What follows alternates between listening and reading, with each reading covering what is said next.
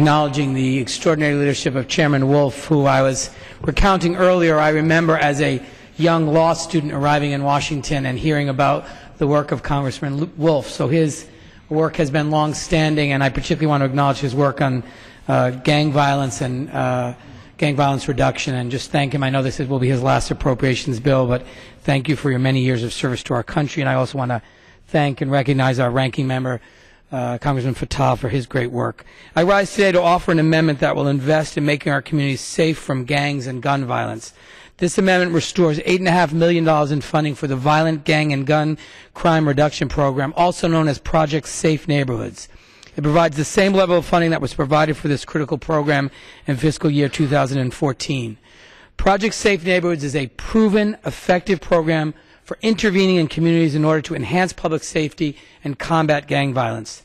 Today, this competitive grant program invests in partnerships led by the U.S. attorneys, and it allows local and state law enforcement, community leaders, and prosecutors to collaborate together on efforts to fight gang crime and reduce gun violence, and to do it in a strategically thoughtful way and to bring resources to this important work. Project Safe Neighborhoods provides communities from across the country with the resources they need to coordinate effectively and to prevent violence. Most importantly, this program employs a multifaceted approach to address the ongoing problem of gang and gun violence. Many communities use this funding for both prevention and enforcement efforts. Stakeholders have used funding from Project Safe Neighborhoods to scale up efforts related to prosecuting and investigating gang activity. And they've also used these resources to engage at-risk populations with innovative outreach and intervention strategies. The positive results of this initiative have been very well documented. A 2009 National Institute of Justice evaluation demonstrated that communities receiving Project Safe Neighborhoods funding saw a 4 times greater decline in crime than those in cities that did not receive funding. When I was mayor of Providence, I saw firsthand the importance of this approach to prevent and stop gang crime and gun violence.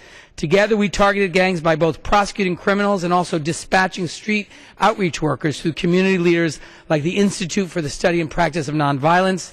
These street workers would successfully convince our young people to end the cycle of violence, a program that has proven a really proven record of saving lives by preventing gun violence and by proactively working in the community to prevent violence.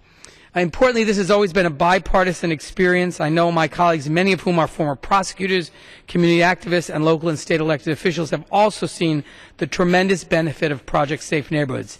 In fiscal year 2013, 16 communities from Nebraska and Tennessee to Rhode Island and Maine received funding, and since its inception in 2001, dozens of other communities have also relied on funding from Project Safe Neighborhoods to make communities safer and to reduce gun violence. So I'm asking my colleagues to support this proven program.